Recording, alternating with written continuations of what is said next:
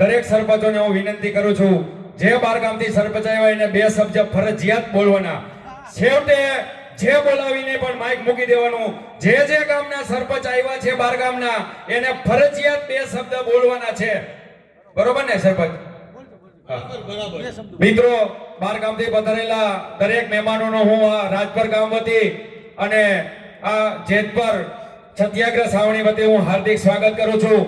મિત્રો, આ ટાવરની લડાઈ મિત્રો ઘણો સમયથી ચાલી રહી છે, પણ એક વાત ઈ કરીશ કે સંત શિરોમણી કેશવાનંદ બાપુ પણ અહીંયા 5 વર્ષ લગી અહીંયા કણે આ રોકાઈ ગયા હોય રાજપર ગામની અંદર. એટલે આ ભૂમિ પણ પ્રસાદીની ભૂમિ છે. તો એકવાર ઈ સંતને આપણે જોરદાર તાળીઓથી વધાવી દી મિત્રો.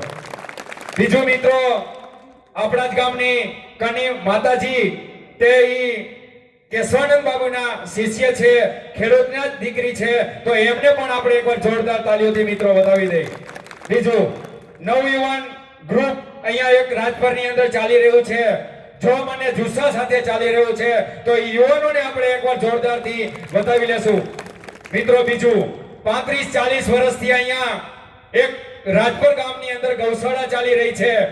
ઈ ગૌશાળા ખૂબ યુવાનો, વડીલો મિત્રો આ સિંહ જેવી દીકરીઓના સાથ સહકારથી આ રાજપર ગામના તમામ યુવાનો વડીલો ચલાવી રહ્યા છે. પણ એક મજાની વાત ઈ છે, વર્ષો વર્ષ અહીંયા એક નાટક ભજવી બતાવવામાં આવે છે. તો ઈ યુવાનો રાત દિવસ મહેનત કરીને ઉજાગરા કરીને એક ગૌશાળા ચલાવવા માટે ઈ નાટકની જો ખૂબ મહેનત કરતા હોય તો એકવાર ઈ નાટકમાં ઈ જો યુવાનો જે નાટકની અંદર ઉતરતા હોય મિત્રો, પટની અંદર જો ઘાઘરી પહેરીને જો યુવાનોને ઉતરવાનું હોય તો માત્ર ને માત્ર ઈ ગૌ માતાના આશીર્વાદ હોય, ગૌ માતાને એક રજળતી હોય પૂરી અને નીંદ માટે જો ઘાઘરી પહેરીને આ મંચ ઉપર જો નાચતા હોય તો એવા યુવાનોને એકવાર જોરદાર તાળીઓથી મિત્રો બતાવો. મિત્રો, બીજું આ અમે ટાવર ની લડાઈ લડી રહ્યા છીએ. આ રાજપર ગામના ખૂબ અમને સાથ અને સહકાર મળ્યો છે. ઘણી બધી વાર જેતપરની મુલાકાત આ યુવાનો હોય, આ સરપંચ હોય, આ અમારી સિંહ જેવી દીકરીઓ હોય, ઘણી બધાએ અમારે જેતપરની મુલાકાત લીધી છે. અને આવો નવો સાથ અને સહકાર આપતા રહેજો. અત્યારે કોઈ બીજી વાત કરવાની નથી. ખેડૂત અને ખેડૂત, બીજી કોઈ વાત હોવી પણ ન જોઈએ મિત્રો. મિત્રો, હું એમ કહું છું કે આ તમને ખબર હતી રાજપરની અંદર કે આજે ખેડૂતની સભા છે, તો આટલી સંખ્યા કેમ? એક મોટો પ્રશ્ન છે મિત્રો. હું એવું કહેવા નથી માંગતો કે નથી આવતા. મિત્રો, ખેડૂતની સભા હોય, ખેડૂતના દીકરા જ આપણે અહીંયા બધાય છીએ.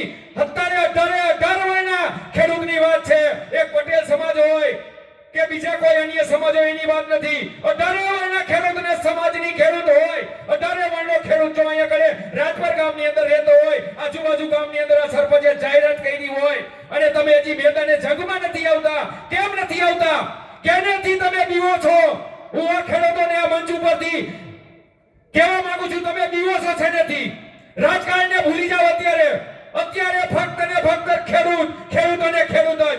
અત્યારે આ ખેડૂતનો પ્રશ્ન છે. તમારા ગામમાં ટાવર નથી આવતો, બહુ સારી વાત છે. 6 મહિનામાં આ સરકાર, આ ભાજપ સરકાર આ રાજપર ગામની અંદર સર્વે કરવા આવશે ને તમારા ગામમાં થાંભલો નાખશે. યાદ રાખજો. જો આમનામ તમે વિખાયેલા રહેશો, એક નહીં થાવ. ગુજરાત 54 લાખ ગુજરાતના ખેડૂત જો એક નહીં થાય, આવી રીતે તમે જે ચૂંટણી આવે તો એ ગાંઠિયા ભજીયામાં જો જીયા ને તો આ દશા આવશે. અમારે અત્યારે જેતપરની દશા છે ને ઈ રાજપર વરાની દશા આવશે. મિત્રો, તમારા ગામમાં થાંભલો નથી આવતો છતાં પણ આટલા ખેડૂત આવ્યા છે. હું તમને સેલ્યુટ કરું છું. જે અહીંયા બેઠા છે, આ ખેડૂત દીકરીઓ જે અહીંયા બેઠી છે એમને 2 હાથ જોડીને હું વંદન કરું છું કે આવ્યા તો ખરા સભામાં. એમને ખબર પડી કે અમારા દીકરા, ખેડૂતના દીકરા જો જેતપરથી અહીંયા આવતા હોય તો અમારે અહીંયા સભામાં જવું પડે. આ કોઈ રાજકારણની સભા નથી. ભૂલી જાઓ, ભાજપને ભૂલી જાઓ, કોંગ્રેસને ભૂલી જાઓ, હાવેણાવાળાને ભૂલી જાઓ. ફક્ત અત્યારે એના કોઈ મતલબ જ નથી. આપણે જેને જીએ જાવ અહીંયા જાઓ, કોઈ પ્રશ્ન જ નથી. ભાજપ વાળા ભાજપનું કર. અત્યારે લગી અમે ખભે બેહારી મત દીધા હે. 30 વર્ષ થઈ ગયા મિત્રો. હવે જાગી જાઓ. આમ નામ ક્યાં લગી આપણે મત દીધા રાખશું અને આપણે આપણો જ ઉપયોગ કરશે. ખેડૂતોનો જ ઉપયોગ કરી રહ્યા છે ગમે તે સરકાર હોય. સરકારના આપણે વિરોધી નથી અને થવું પણ નથી. અમારે તો અમારો હક જોઈ છે. કલેજાના ટુકડા જેવી જમીનની અંદર હવે થાંભલા નાખી રહ્યા છે એટલે અહીંયા પીડા બોલાવે છે. એટલે મિત્રો એક થવાની ખૂબ જરૂર છે. બીજું કહું મિત્રો, અમારી ટીમ જેતપુરની જે અમારી આ ટીમ રહી મિત્રો, એક દીએ ઘરે નથી રહેતી હો, એક દીએ. આ અમારે કોઈ સ્વાર્થ નથી. 54 લાખ ખેડૂતોનું સારું કરવા માટે જ અમે નીકળ્યા છીએ મિત્રો. આ ટીમ આજ સવારે હળવદ હતા, હળવદની તાર તૂટી ગયો, અહીંયા હતા, અહીંયા કેસ કરીને અત્યારે નીચી માંડલ ગયા હતા, નીચી માંડલ થી કેસ કરીને અહીંયા કને અત્યારે રાજપર ગામમાં આવ્યો છે મિત્રો. જોરદાર તાલી વધાવો મિત્રો. કોઈ આમાં કોઈ ઉદ્યોગપતિ નથી, કોઈ આમાં કઈ એવા કારખાના વાળા નથી કે કોઈ આ મસ્તીની ગાડીમાં મોટી મોટી ગાડીમાં ફરે એવા એકેય નથી નેતા. આ બાર ગામથી જે અમારે વક્તા આવે છે એમાં એવા કોઈ નથી.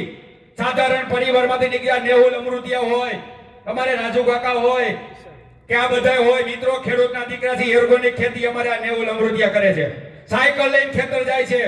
બસ એક જ અમારે વાત છે કે ખેડૂતનું કઈ રીતે ભલું થાય, કેવી રીતે સારું થાય.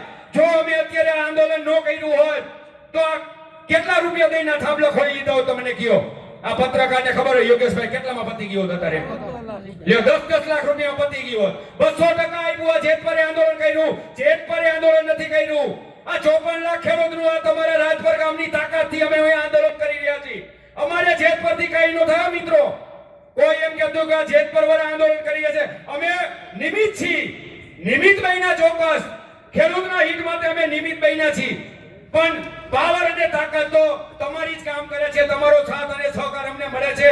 અમને છેલ્લા 25 દિવસમાંથી જે સાથ અને સહકાર મળ્યો છે મિત્રો, એની વાત જ તમે જવા દો.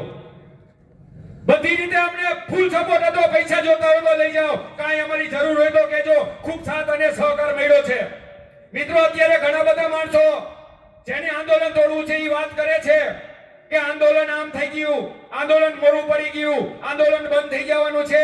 હું આ રાજપર ગામના સ્ટેજ ઉપરથી કહું છું, જ્યાં લગી આ સરકાર ન્યાય નહીં આપે, 400% વળતરથી આપણી માંગણી છે એ નહીં આપે, ત્યાં લગી આંદોલન ચાલુ રાખવાનું, ચાલુ રાખવાનું, ચાલુ જ રાખવાનું છે. ગમે તે થાય, ગમે તે કરવું પડે, ગામડે ગામડે જવું પડે, જિલ્લે જિલ્લે તાલુકે તાલુકે હજી 20-20 હજાર 50-50 હજાર માણસોની હજી ખેડૂતોને એકઠા કરવાના છે મિત્રો. હું તો આ રાજપર ગામના યુવાનોની એક ટીમ હોય તો યુવાનોને હું વિનંતી કરું છું, તમારું એક ગ્રુપ બનાવો મિત્રો. બીવાની કોઈ જરૂર નથી, કોઈ ફાંસીના માત્રે નથી ચડાવી દેવાનું, યાદ રાખજો. ખુલ્લા દિલે જાવ જ્યાં જવાનું અહીંયા મિત્રો. અત્યારે 1.5 વર્ષથી આ થાંભલા નાખે છે.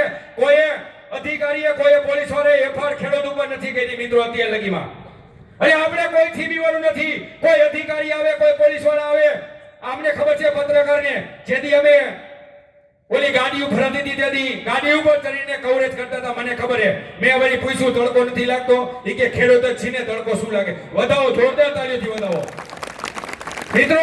અત્યારે ઈ રાજપર ગામના ખેડૂત તરીકે અહીંયા બેઠા છે. હું એમના વખાણ કરવા નથી માંગતો, પણ ઈ અમારા ગામમાં 8 દી લગી જે કવરેજ કરી ગયા છે ને મિત્રો, ઈ કોઈ નો કરી શકે, કોઈની તાકાત નથી મિત્રો. પાણી લઈને આવે ગાડીમાં, પાણી નો હોય, પોલીસ વાળા તો પાણી દીએ નહીં, એમ કે તમારે આડો પાણી નથી મિત્રો. ઘણું બધું સંઘર્ષ જેતપર વાળાએ કર્યું છે, એમાં સાથ અને સહકાર તમારે દેવો છે મિત્રો. બીજું કહું, આંદોલન અમારું ખતમ કરવાના ઘણા બધા પ્રયાસ અત્યારે પણ ચાલી રહ્યા છે.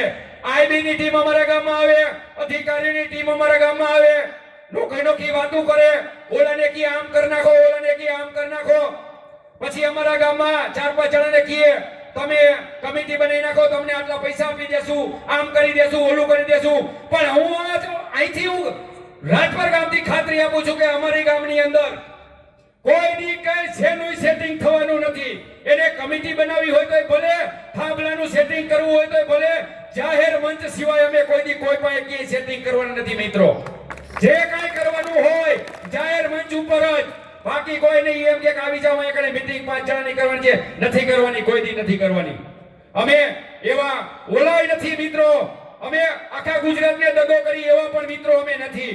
બીજું, આ કારો કાકાને ખબર છે, કારો કાકા આપણે કેટલામાં સેટિંગ કરવાનું કીધું હતું?